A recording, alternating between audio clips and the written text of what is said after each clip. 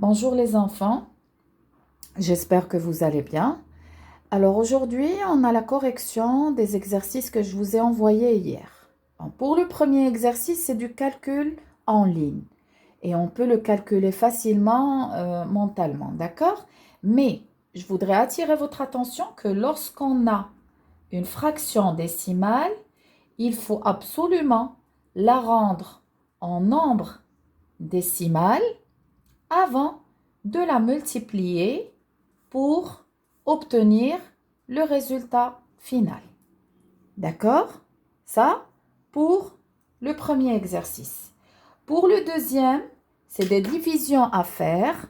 Et ici, je voudrais vous rappeler que pour le diviseur, il faut toujours qu'il soit un nombre entier. Ça veut dire que, par exemple, ici, dans la deuxième division, j'ai un nombre décimal, il faut absolument le rendre entier. Comment?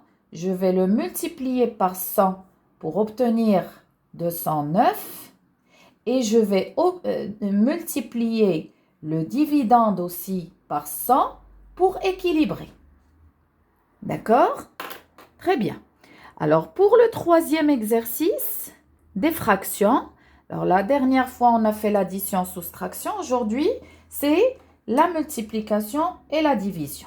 Par exemple, pour la première, on a 5 huitièmes multiplié par 2 tiers est égal 5 fois 2 sur 8 fois 3. Ça va nous donner 10 sur 24. Et je la simplifie, divisé par 2, ça va me donner 5 huitièmes. D'accord? Pour la division, alors par exemple, j'ai A sur B divisé par C sur D est égal à A sur B multiplié par D sur C. D'accord? L'inverse de la fraction. Alors, après, on a la géométrie. Quatrième exercice, la géométrie. Alors, pour l'exercice B de géométrie, on nous demande de tracer un losange A, B, C, D, sachant que AC est égal à 7 cm et BD est égal à 4 cm. Alors là, je vois bien que je vais tracer le losange en utilisant les diagonales. Avant de tracer ou quoi que ce soit, je dois diviser la mesure de chaque diagonale. Alors, ça va me donner 3 cm,5 et là, ça va me donner 2 cm. D'accord? Pour tracer, la première chose, je trace deux droites perpendiculaires. D'accord? Vous devez utiliser l'équerre. Deux droites perpendiculaires. Et après, je prendrai mon compas pour faire une ouverture de 3,5. Regardez. Alors,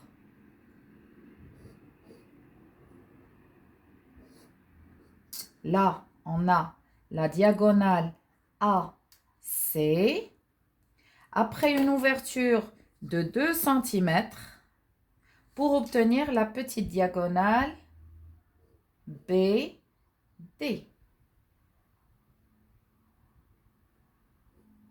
D'accord? BD. Et à la fin, il suffit de relier les points pour obtenir le losange. D'accord? N'oubliez pas l'angle droit pour les droites perpendiculaires. Et voilà.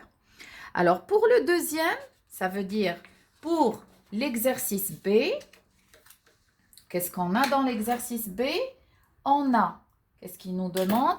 Il nous demande de tracer un trapèze isocèle EFGH.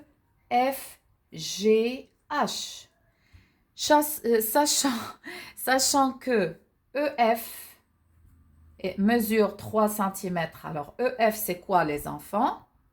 Exactement, c'est la petite base. Et le côté FG mesure 2 cm. Et l'angle E mesure 120 degrés. Très bien. Un petit rappel, dans le trapèze isocèle, on a deux côtés égaux, ça veut dire 2 cm, 2 cm. Et les angles de la même base sont égaux, ça veut dire E est égal à 120 degrés, F va avoir 120 degrés aussi. D'accord? Alors, je viens là, je vais tracer la petite base en premier. D'accord? E, F. Après, je prends mon rapporteur et je trace l'angle E qui mesure 120. Je viens là, 120 degrés pour l'angle F aussi. Voilà. D'accord? Avec mon compas, je prends 2 cm des côtés isocèles, là et là. Voilà. Et je relie pour obtenir la grande base. Alors là, j'ai EF, G, H. Et je complète avec les symboles, les côtés égaux, les angles égaux, les angles de la même base, de la grande base, sont aussi égaux. Alors, pour la démonstration, puisqu'on a dit que les angles de la même base sont égaux, alors pour obtenir, je sais très bien que pour l'angle G et l'angle H sont aussi égaux. Alors pour obtenir la mesure de l'angle G, de l'angle H, je fais G est égal à H pour rappeler. Après, est égal à 360 degrés moins l'angle E plus l'angle F divisé par 2. D'accord? Puis, la même chose ici. Alors, une fois je vais obtenir le résultat, ça va me donner 120 divisé par 2 pour avoir la mesure de chaque angle. L'angle G est égal à 60 degrés et l'angle H est égal à 60 degrés aussi. C'est bon? Très bien. Alors, après, on a les deux petits problèmes. Alors, les problèmes, qu'est-ce qu'on a? 5e exercice. Pour les problèmes, alors on a calcule la surface d'un terrain carré, sachant que son périmètre mesure 456 mètres. Alors, je dois d'abord rappeler la formule. La surface d'un carré est égale à côté fois côté. Mais là, je n'ai pas la mesure du côté. Alors, pour trouver la mesure du côté, du moment que j'ai le périmètre, c'est le périmètre divisé par 4. D'accord? Voici les deux formules avec quoi je vais travailler. Et une fois j'obtiens la mesure du côté, c'est très simple, il suffit de faire le calcul.